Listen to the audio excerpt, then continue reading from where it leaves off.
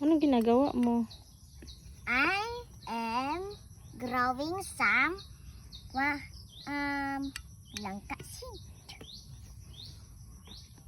Mga ka-farmer. Oh, get off there your seed.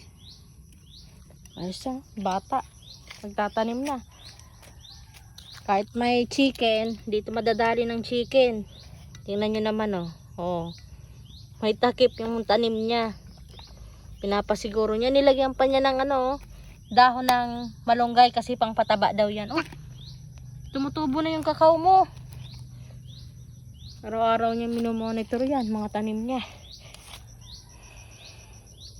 Nagtatambulan maray.